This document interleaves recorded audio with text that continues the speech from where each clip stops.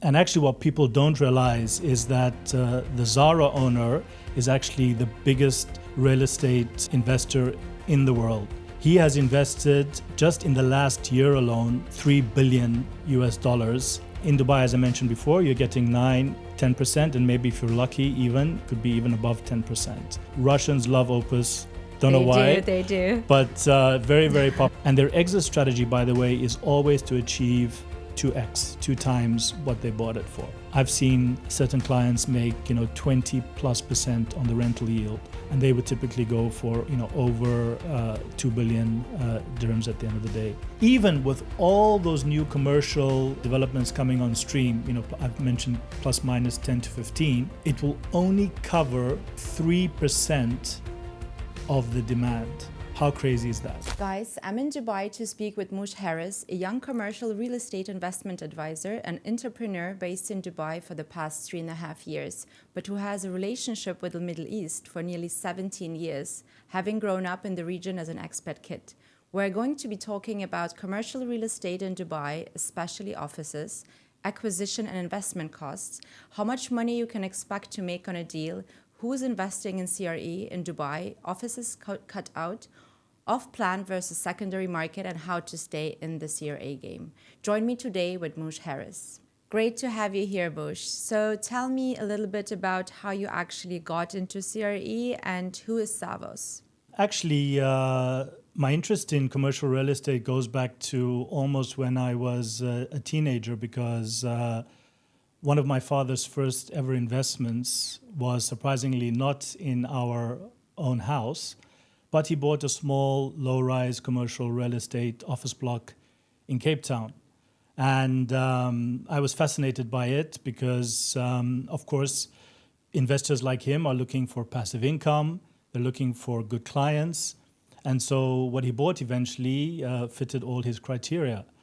And then fast forwarding to today, there's a lot of information in the news today around commercial real estate. And actually what people don't realize is that the Zara owner is actually the biggest real estate investor in the world. He has invested just in the last year alone $3 billion US, 8 cities, 10 countries. And I've been reading a lot about him, and all of it is commercial real estate, by the way. So 90% of his investment is in offices. There's some hotels. There's 1 or 2 industrial parks, but that's it. No residential at all. So this is where my interest sort of formed in commercial real estate. Savos is a real estate company based here in Dubai, and effectively across a number of different areas, predominantly residential. But Savos is also working with lots of ultra-high net worth investors, especially from CIS countries. Those are Russian-speaking countries, such as Azerbaijan, Kazakhstan, for example. And a lot of them are actually now coming to Dubai and actually being very interested in commercial real estate as well. So I'm sort of leading and heading that division. It's a new division. And hopefully it'll be quite positive going forward. So Dubai is currently a really hot real estate market, especially in residential. So why the focus on CRE investment opportunities? A number of reasons, Anastasia. Number one, firstly, is that, as I mentioned before, like with example using my father, commercial real estate and offices especially is hugely in demand. So just to give some context within Dubai especially and the GCC region, at the moment, the supply-demand structure is completely the opposite of residential. What do I mean by that?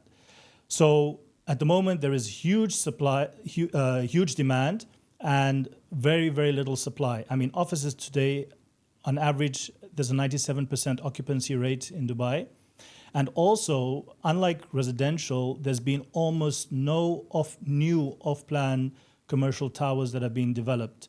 In fact, it's only in the last, I would say, early 2025 that now developers and investors started to invest and build new commercial towers. So now we've gone to the opposite side where we now have 10, 15 new off-plan projects, but most of them are going to only hit in 2028, 2029.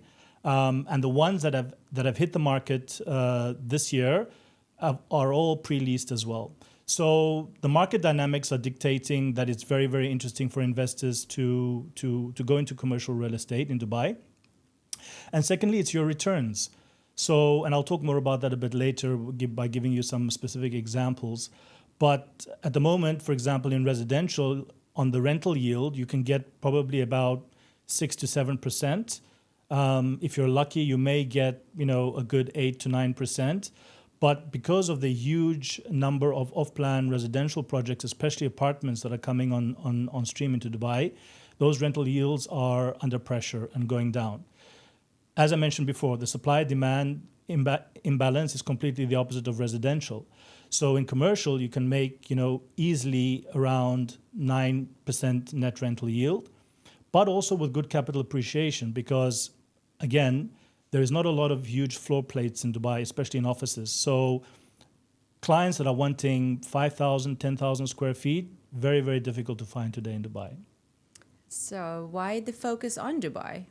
If you compare it to, say, some of the more mature markets like London, New York City, Paris, for example, Dubai is about, I would say, 5 years behind in its commercial real estate maturity. So as you know, in places like New York and London, you have huge global international companies with their headquarters. I worked for Shell for 10 years. Their headquarters are in Waterloo in London. BP, Visa, etc. They all have their global headquarters there. So huge office buildings, big legal firms of the world are also in Canary Wharf in London. In Manhattan, obviously, you've got Wall Street, etc. But Dubai is now slowly catching on. So the type of investor that is coming into Dubai is trying to take advantage of very, very favorable prices, right? So the price per square foot in Dubai and in the UAE, even for commercial real estate, similar to residential, is much, much lower than what you'd be paying price per square foot or per square meter in, say, London or Paris or New York. Secondly, as I said, the returns are very, very good. So, typically, again, in a more mature market, you would get around 5 to 7% rental yield. In Dubai, as I mentioned before, you're getting 9, 10%, and maybe if you're lucky, it could be even above 10%, which is very, very good. And I think the third thing is the government, right? So Dubai has a very clear Vision 2030, where the government has strategic pillars of investment. So infrastructure is one of them, right? And related to infrastructure, of course, you need offices, you need warehouses, you need all kinds of other commercial real estate investments as well to support that plan. And so why not in Dubai? Because all those factors at the moment indicate that it's a very, very strong commercial real estate market. Yeah, that sounds really, really great. So, Mush, let's talk about numbers. So, if I'm an investor, how much money can I earn? Well, let's go through a number of different examples because it's not a one-size-fits-all. So let's start with the simple investor. And I'll talk later about the types of investors that are coming into Dubai and investing.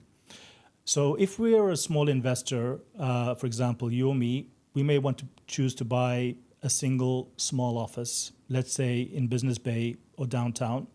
Typically, the size would be around 1,000 square feet, maybe up to 2,000 square feet. And if I'm buying as an investor, a good quality grade A office space, so typically it would be an office, for example, in some iconic buildings such as Opus in Business Bay. Very iconic one, yeah. Yeah, absolutely. Love that Zaha Hadid design. And some of the new off-plan projects that are coming as well in Business Bay and downtown. You could typically make net rental yield around, as I said, 8, 9, 10%. Now, the trick with that investment is to ensure that you're buying at a good price per square foot. But the issue that most investors are finding now in Dubai is because you have that supply-demand imbalance, of course, rental rates and the price per square foot, because you don't have that supply coming into the market, has pushed up the numbers exponentially. So year on year in Dubai, the rental yields have been going up, 20+%. price per square foot, I'll give you a typical example as you liked Opus. So Opus just 2 years ago, you could buy an office for, 3,000-4,000 dirhams per square feet. Now, the price is almost 8,000 to 10,000 per square feet. Wow. So, as I said, on the rental yield, that's what you would typically make, around 8, 9, 10%, because it's a good quality building, grade A. By the way, Russians love Opus. Don't know why. They do. But very, very popular. But also, the capital appreciation. And I'll give you one example of one investor of mine. They are very, very big in the commercial space in Dubai. They only deal with offices, by the way. And they started about 2 years ago. And they bought a full floor. It was about 9,000 plus square feet in a prominent building in Business Bay. It wasn't Opus. And they bought it for around, plus minus 20 million dirhams. They spent about, I would say, 3 or 4 million dirhams doing a high quality fit out, because they also have their own in-house fit out and design company. So they like to refurbish and make it into grade A. So they spent so far, right, on acquisition around 26, 27 million dirhams. If you take the price of the floor that they bought it at, if you take the fit out costs, plus then your acquisition costs, which are your various fees and taxes that you have to pay when buying an office in Dubai. So the number totals to about, 27, 28 million dirhams. And they rented it out, at the market rate, which was around 500 dirhams per square foot. And so they were making a rental yield of, between 9 and 10%. They kept it for over a year. And their exit strategy, by the way, is always to achieve 2x, 2 times what they bought it for. It's a good one. Yeah. It's a good one to achieve, yeah. And they sold it for, over 50 million dirhams. Wow. So, and that's in the space of, less than 1.5 years. Now, not all deals are like that, but that's just, that's a good example. That's a very, very good example. It's a relevant example, and it's a recent example of what those investors are getting for small offices. Yeah, that's an amazing example, really. Yeah. If we move on from, say, single offices, obviously, the next level is buying half a floor or full floors. But as I mentioned to you, it's getting less and less and less, because a number of players have entered the market, including this particular investor of mine, but there are now others that have entered the market, and they're buying slightly older offices, then they're renovating them, and then they're either renting them out or they're selling them at the kinds of yields and ROI that I've just mentioned, for example. Then we move on to serviced offices. So serviced offices is an interesting concept and is not to be confused with business centers and co-working, because always people say, serviced office is co-working. It's like WeWork. Just a slight qualification for our audience out there in terms of the difference between serviced offices and business center and co-working. Serviced offices are essentially where I come in as an investor and I sublease that floor or half a floor to a service provider. So companies like Regis, for example, who are very prominent in the UK, in the US, etc., they sublease to essentially smaller size companies because the floor plate is around 1,000, 2,000 square feet. But like serviced apartments or serviced hotel apartments, you pay one price as a rental price, which then covers your coffee, your air conditioning, your parking, the ijari, which is the fee for the lease agreement, for example.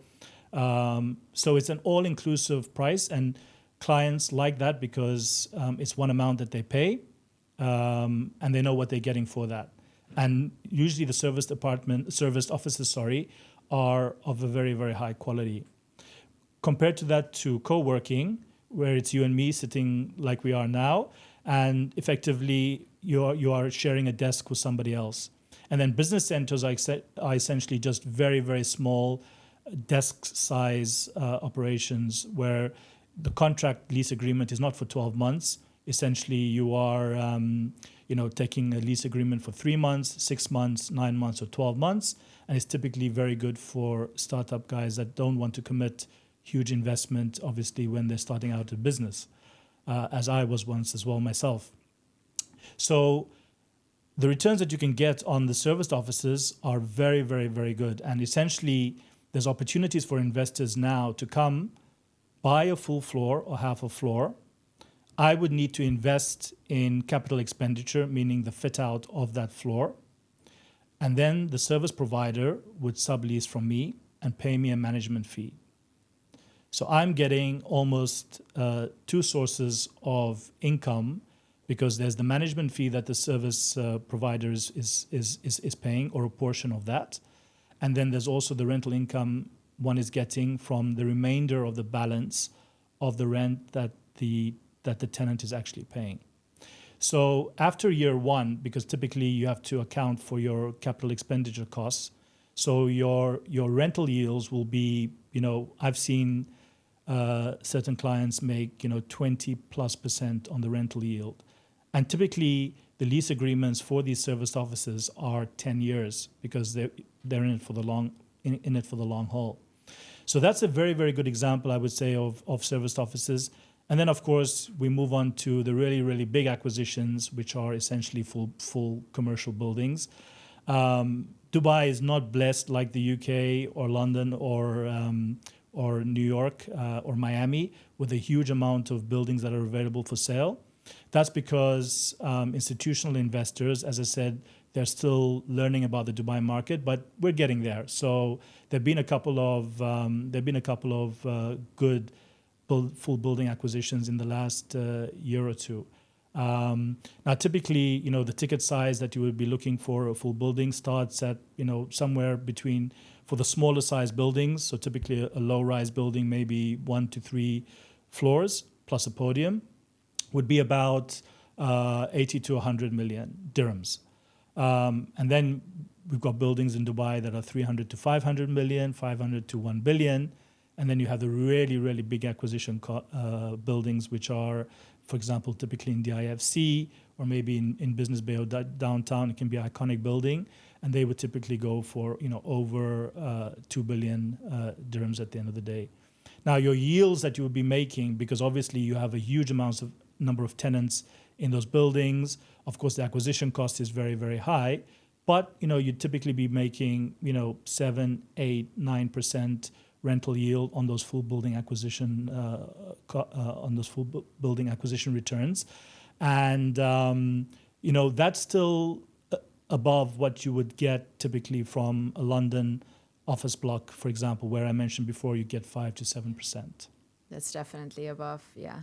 So Mush, I see you have a vast experience in marketing, and you've worked for very prominent brands such as Visa and Swarovski, and I'm actually from Austria, so I'm very familiar with Swarovski. Great. So tell us more about how you get your clients, and do they also have, in the CRE development, do you also have this crazy launches like we see in the residential area?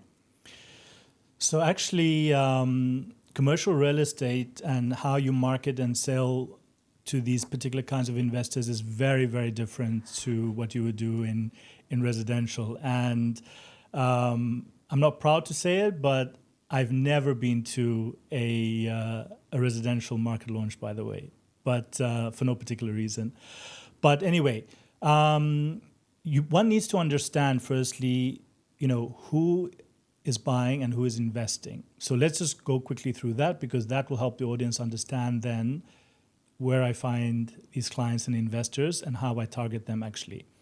So firstly, you have your small investor, as I've mentioned before, right? Typically buying a small office. It could be maybe 2 offices, and normally it's low ticket sizes, right? It can be anywhere from 1 million dirhams to say 3 or 4 million dirhams at the end of the day.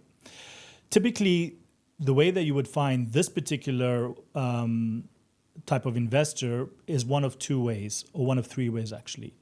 One is, that's what a lot of the brokers are doing today, which is you have a property listing, right? So you have an office listing on Bayut, on Property Finder, which are the property portals here in Dubai.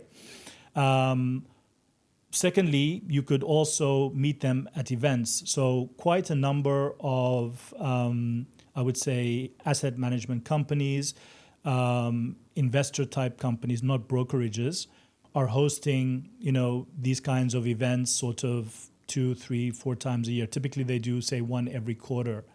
The prominent commercial real estate institutions that are really leveraging events to get their clients, to build relationships with their clients, and to maintain relationships with their clients at the end of the day are typically, for example, CBRE and JLL, which are the world's biggest commercial real estate institutions today. So they would typically have an event, and in that event, you would discuss the macroeconomic situation of that particular country or city. And then, of course, you would invite experts to talk about the state of the office market or the state of the warehouse market or the state of the retail market. So that's the second way, I would say. And we're starting to slowly do that. We're testing a couple of events, both in Dubai, and also the one thing I learned in marketing and sales is you don't always need to wait for the customer to come to you. You can actually, outside of Dubai, you can actually create the demand. So typically, this is very strong in I would say, ultra high net worth luxury residential.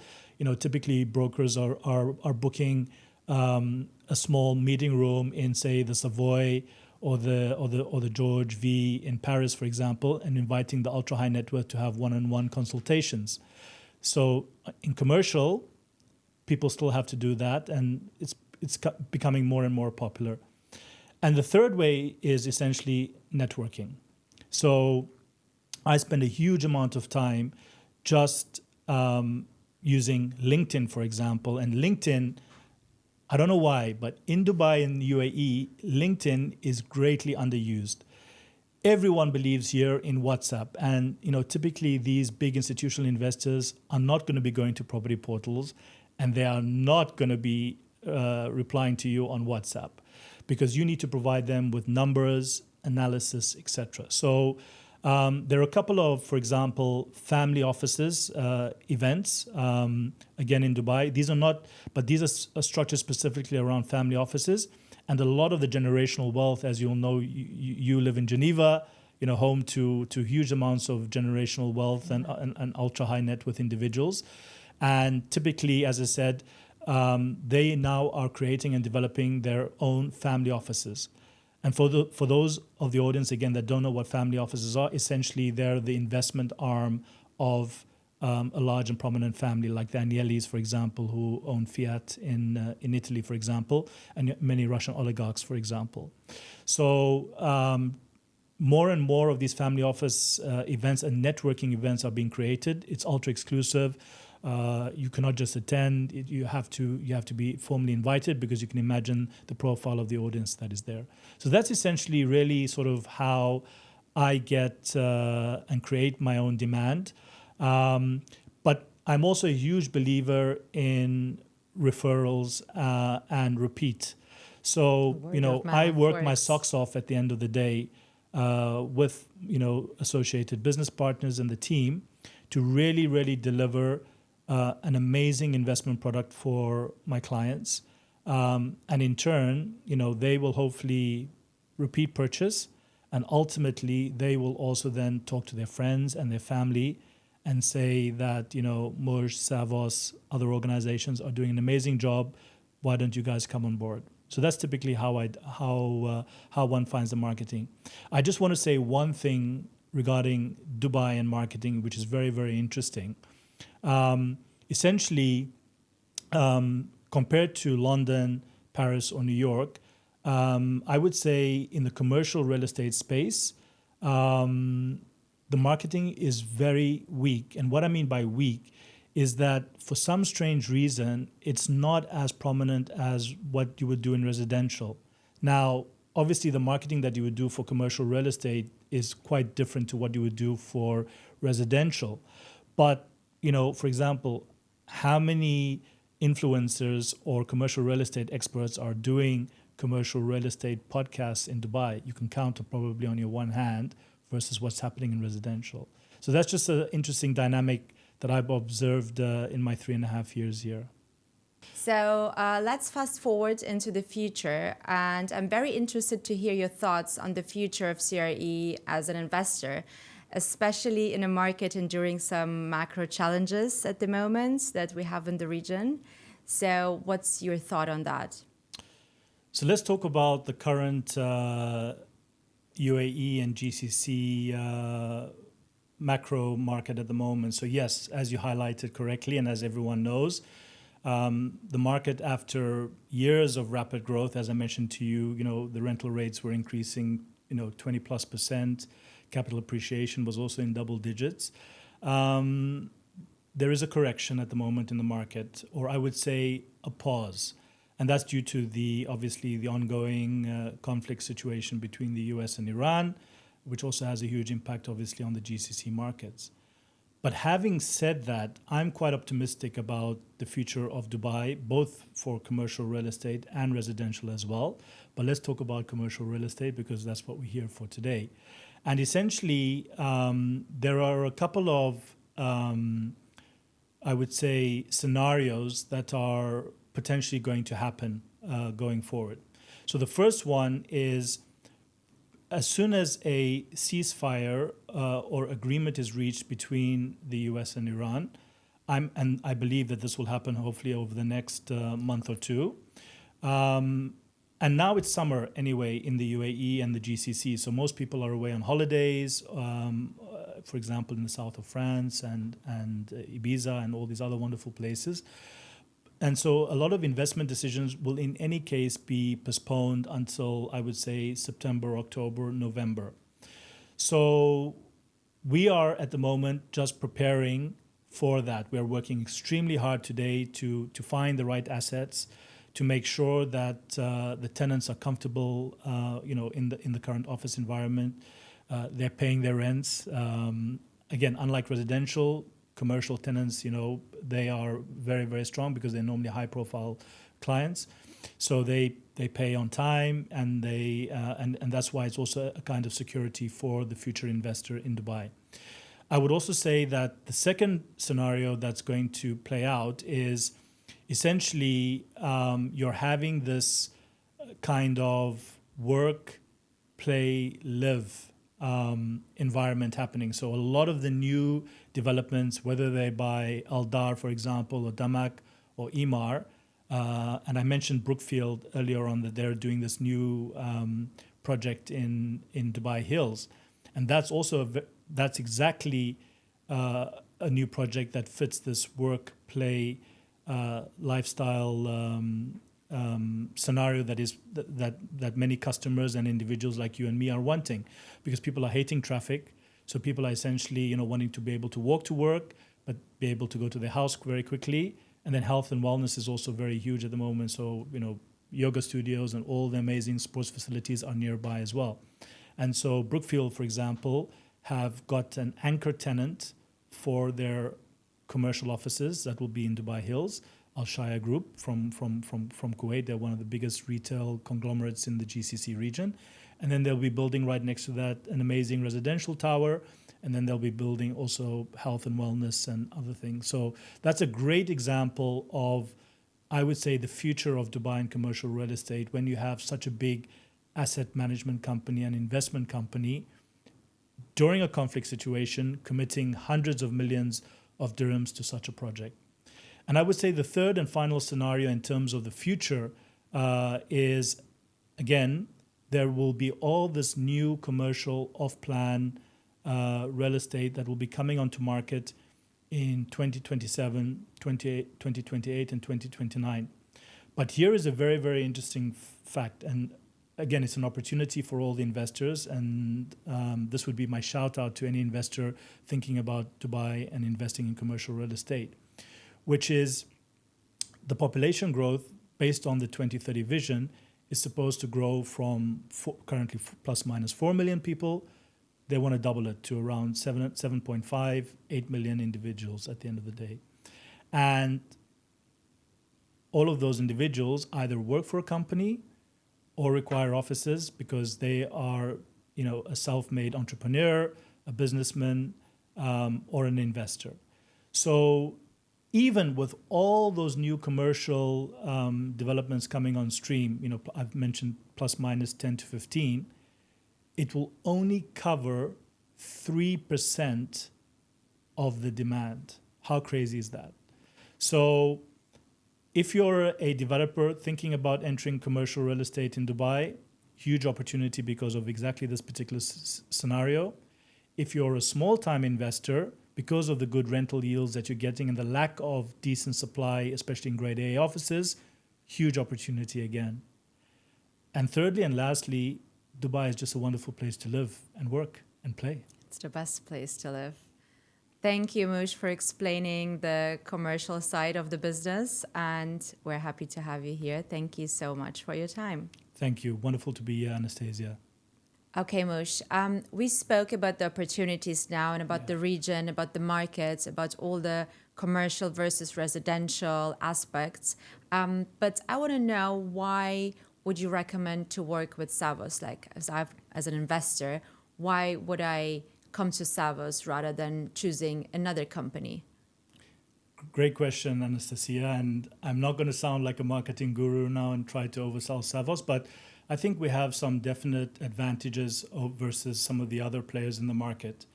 So as follows, firstly, Savos has been collectively, the experience between the several partners in Savos amounts to more than 15 years in Dubai, specifically in terms of experience, in terms of knowledge, and in terms of expertise. Secondly, we are not brokers per se. We'd like to see ourselves as an investment house. And that's driven also by the fact that we ourselves are investors in our own products across commercial, residential, etc. So we like to have skin in the game. And of course, if investors see that we are investing as well, then there's more trust, there's more transparency, and there's more commitment from their side. I would say the third reason to work with Savos is we have very, very, very, very strong relationships with many of the important markets for the UAE and Dubai specifically. So I'm half British. I have very, very strong network and contacts back in the UK and back in London, for example. And then the other business partners effectively are very, very strong with CIS countries, Commonwealth of Independent States, the Russian-speaking markets. But also we have very, very strong relations with Europe, European clients, and also Asian clients. So we have a depth and a breadth, again, of contacts, friends, networks across those regions, who are some of the biggest investors in the UAE market. If you look at any of the statistics of which nationalities are buying and investing in the UAE. And I would say the last reason is we are data and numbers driven. So somebody is not getting a junior broker, 20 plus years old that don't even know how to use an Excel spreadsheet. And I'm not being disparaging in any way, but this is the reality that you get in the market today, because the market has been overhyped, and so people don't really have to sell. But you're getting people with huge amounts of sales, marketing, investment experience. And as I said before, many of us are investors ourselves. So we believe that all of those reasons result in Savos being or should be your preferred partner in the region. Thank you, Mush. Thank you for explaining. And I think Savos is really a great company to work with. Sounds like it. Thank you.